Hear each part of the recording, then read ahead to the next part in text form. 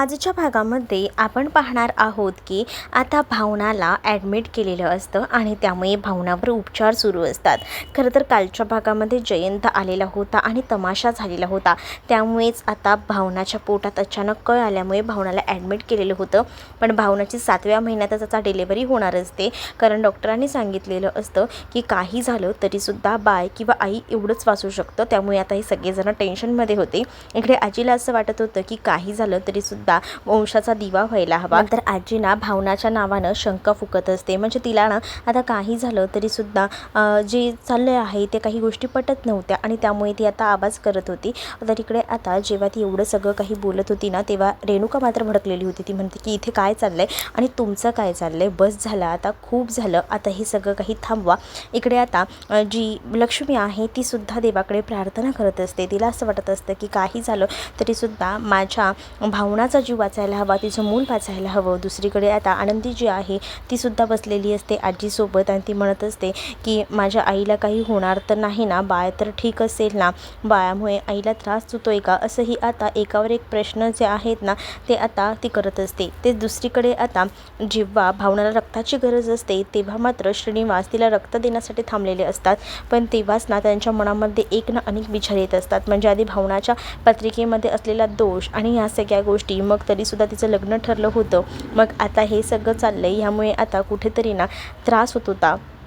तेच दुसरीकडे आता जयंतनं ना जानूला कॉल केलेला असतो आणि तो जानूला भेटायला वगैरे बोलवत असतो. जानू म्हणत असते की आज माझ्या ताईची जी अवस्था आहे त्याला सर्वस्वी तू जबाबदार आहेस आणि इतका निर्दयी निर्लज्ज कसा काय असू शकतोस, म्हणजे ह्या सगळ्या ह्याच्यामध्ये पण तुला असं कसं वाटू शकतं की मी सगळं सोडून तुला भेटायला येईन करून. मला तर तुझं तोंडही बघायचं नाही आहे, कारण माझी बहीण ना तुझ्यामुळे मृत्यूशी झुंज देते, असंही आता तिने म्हटलेलं असतं. तेच आता दुसरीकडे पाहायला मिळत असतं की तिने ना रागातच फोन बंद करून टाकलेला असतो, कारण तिची चिडचिड होत असते. इकडे सगळीच जणं सिद्धूला समजवायचा प्रयत्न करत असतात, सिद्धूला सांगत असतात पॅनिक होऊ नको. तेवढ्यातच डॉक्टर येतात आणि म्हणतात की डिलिव्हरी झालेली आहे, बाळ सुखरूप आहे. तेच आता डॉक्टरांना आजी विचारत असते की नक्की झालं आहे काही काय. मग डॉक्टर सांगतात की मुलगी झाली आहे. हे ऐकल्यानंतर मात्र आजीचा संताप होतो. दुसरीकडे आता भावनाबद्दल विचारत असतो सिद्धू आणि मग डॉक्टर शांत असतात. तेच आता दुसरीकडे जी लक्ष्मी आहे ती देवाकडे प्रार्थना करत असते आणि माझ्या भावनाला काही व्हायला नको असं ती देवाला विनवणी करून सांगत असते. देवाला ती आता हात जोडून म्हणत असते की काही कर, पण माझी भावना जी आहे ती ह्या सगळ्यातून वाचायला हवी, असंही ती आता देवाला प्रार्थना करतच म्हणत असते.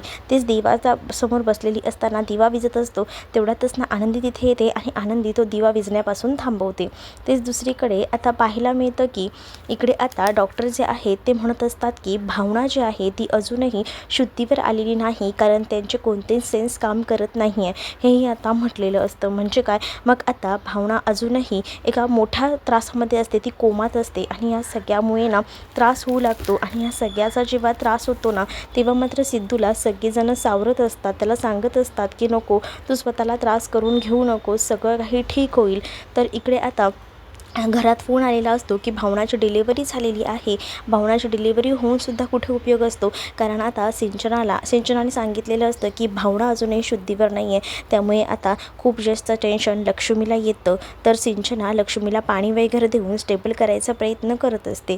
तेच आता दुसरीकडे पाहायला मिळत असतं की इकडे डॉक्टरांना रिक्वेस्ट करत असतो सिद्धू, प्लीज मला 2 मिनटासाठी का होईना मला माझ्या बायकोला भेटू दे. डॉक्टरांचं म्हणणं ऐकून मग आता डॉक्टरांनी भेटायची संधी दिलेली असते सिद्धूला. सिद्धू आता भावनाच्या बाजूला बसतो, भावनाला उठवायचा प्रयत्न करत असतो.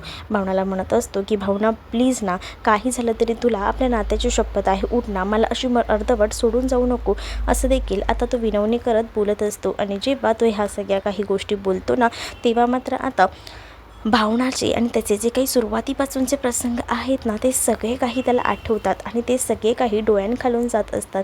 ते सगळे जात असतानाच ना त्याला त्रास होत असतो. मग आता भावनासोबत जे सगळे प्रसंग त्याने घालवलेले असतात ना त्या सगळ्या काही गोष्टी त्याच्या डोळ्यासमोर येतात आणि मग त्यामुळेच ना आता त्याला समजत नसतं की काय करावं आणि काय नाही.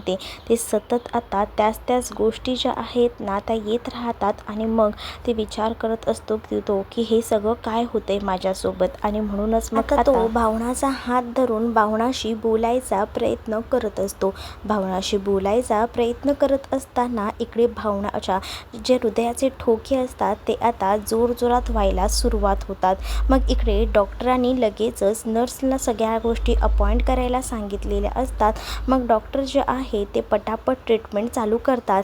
बाहेर असणाऱ्या सगळ्यांनाच खूप जास्त भीती वाटत असते आणि सगळ्यांनाच प्रश्न पडलेला असतो की हे सगळं काही काय चाललेलं आहे ना. डॉक्टर आता इकडे काही झालं तरी सुद्धा लवकरात लवकर भावना जी आहे ती बरं होण्यासाठी प्रयत्न करत असतात.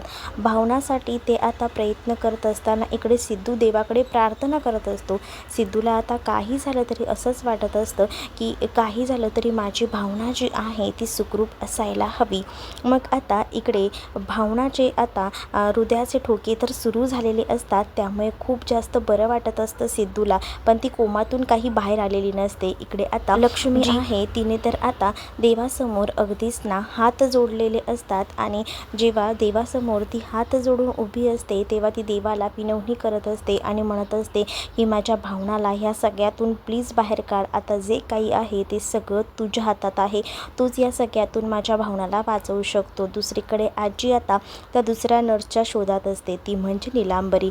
नीलांबरी जी आहे ना तिने मुद्दामून नर्सचा गेटअप केलेला असतो आणि तिने खोटं सांगितलेलं असतं की भावनाला हा मुलगा झालेला आहे. परंतु खरंच भावनाला मुलगा झालेला असतो. पण भावनाचा जो मुलगा आहे ना तो मात्र आता काढून घेतलेला असतो. त्यामुळेच ना ती डॉक्टर नीलांबरीला ओरडत असते आणि म्हणत असते की तू हे खूप चुकीचं केलेलं आहे. असं तू सगळं काही करायला नको होतंस. मग तेव्हाच ना या सगळ्या काही गोष्टी ज्या आहेत त्या बोलल्यानंतर इकडे आता सांगितल्या जात असतात की मला तू नको शिकवूस की काय करायचं आणि काय नाही ते. मी ठरवलं आहे मला काय करायचं आहे ते. असंही आता ती रागारागात बोलत असते. तेव्हाच ना ह्या सगळ्या गोष्टी चुकीच्या आहेत आणि तू असं काही करू नकोस.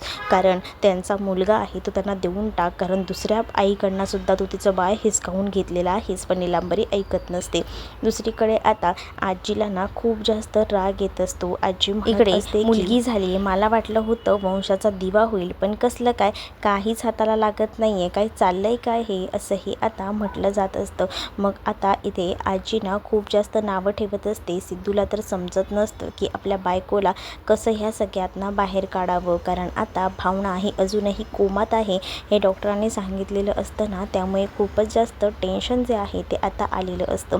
दुसरीकडे पाहायला मिळत असतं की भावना ह्या सगळ्यातून बरी तर होईल ना ह्यासुद्धा गोष्टींना आता मनापाशी लागलेल्या असतात, खटकत असतात. आणि जेव्हा ह्या सगळ्या काही गोष्टी मनाला लागलेल्या असतात ना तेव्हा मात्र आता विचार करत असते इकडे असणारी आजी जी आहे. तेच आता दुसरीकडे आजी घरात जाते आणि आजी घरी जाऊन ना आता जेव्हा अधिराज बोलतो की काय झालं आहे, मुलगी झाली आहे तर तो आनंद साजरा करत असतो. पण आजी म्हणत असते की खबरदार कोणीही आनंद साजरा केला तर इकडे वंशाचा दिवा हवा होता पण वंशाचा दिवा भेटला नाही आहे. मुलगी भेटली, ती मुलगी काय करायची आहे असं बोलून आजी ना घरामध्ये आता तांडव करायला सुरुवात करते. आजी जेव्हा हे सगळं काही बोलत असते ना तेव्हा आता खरं तर ना खूपच जास्त राग जो आहे तो रेणुकाला येत असतो. पण आजीने आता वंश मिळवण्यासाठी ठरवलेलं असतं. तेच आता दुसरीकडे पाहायला मिळत असतं की अधिराज आता भेटायला जाणार असं आहे म्हणतो. पण तेव्हाच ना अधिराजला आजी ओरडते आणि कुठेही जायचं नाही असं म्हणते. तेच आता दुसरीकडे पाहायला मिळत असतं की काही झालं तरी सुद्धा तिला ना वंशाचा दिवा हवा आहे यासाठी आता काही गोष्टी ठरवलेल्या असतात. म्हणजेच ती आता म्हणत असते की मीही विचार केला आहे की काय करायचं आणि काय नाही ते. त्यामुळे ना आता माझ्यासाठी ह्या सगळ्या काही गोष्टी ज्या आहेत ना त्या आता मी माझ्या पद्धतीने हँडल करणार. त्यामध्ये आता तुम्ही ना कोणीसुद्धा मला यामध्ये आणू नका असंही आता म्हटलेलं असतं. आणि जेव्हा ह्या सगळ्या काही गोष्टी ठरतात ना तेव्हा मात्र आता इकडे दुसरीकडे जो संतोष आहे तो मात्र घरात येऊन भूक लागली आहे म्हणून ओरडत असतो. कारण त्याला भूक लागलेली आहे आणि त्यामुळेच आता तो म्हणत असतो की आज काही घरात खायला वगैरे भेटणार आहे का. पण आता घरात परिस्थिती काय असते की भावना हॉस्पिटलाइज असते त्यामुळे कोणालाच काहीच भेटत नसतं. आणि म्हणूनच मग आता सगळेजण म्हणत असतात की तू असा कसा काही विचार करू शकतोस ना. संतोषला आपल्या जेवणाचं खाण्यापिण्याचं सुचत असतं. तो म्हणत असतो की ठीक आहे बघ, आता मलाच बघावं लागेल की काही आहे का, असंही बोलून तो आता किचनमध्ये जात असतो. वीणाही आलेली असते. वीणाला तो आता काहीतरी बनवायला सुद्धा सांगत असतो. तेच दुसरीकडे आता पाहायला मिळत असतं की नीलांबरी जी आहे तिने भावनाचं जे मूल असतं ते पळवलेलं असतं. खरं तर भावनाला मुलगा झालेला असतो आणि भावनाचं मूल पळवल्यामुळे ती आता हातात घेऊन ते बाळाशी बोलत असते आणि तू कधीही त्यांना भेटणार नाही, तू फक्त आता माझ्या तावडीत आहेस आणि तुमचा बंदोबस्त जो आहे तो मी लावणार आहे, असंही ती आता खुनशी बोलत असते. तिला आता जराही लाज वाटत नसते. तिने तिच्या माणसांना कामाला लावलेलं असतं. तिचं काय म्हणणं असतं की जर जे सुख माझ्या वाटेला आहे ना ते सुख तिच्याही वाटेला देणार नाही मी. तेच आता इकडे ना संतोषने घर डोक्यावर घेतलेलं असतं आणि त्याने खिचडी बनवून घेतलेलीच असते. खिचडी वगैरे दिल्यानंतर त्याला पापड लोणचं सगळं हवं असतं, पण त्याला ना वीणा इग्नोर करत असते.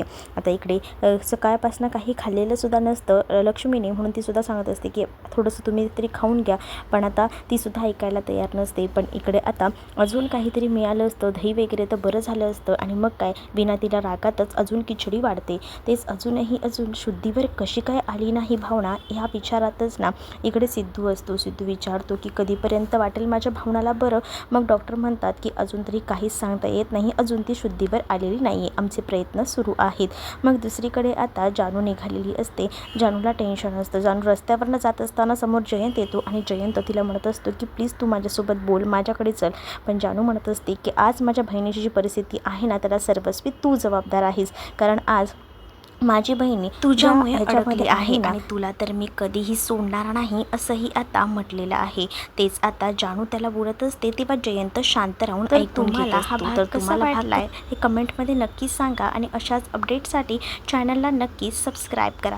चला तर मग भेटूया पुढच्या भागामध्ये. तोपर्यंत टाटा बाय. व्हिडिओ आवडला असेल तर लाईक करायला विसरू नका.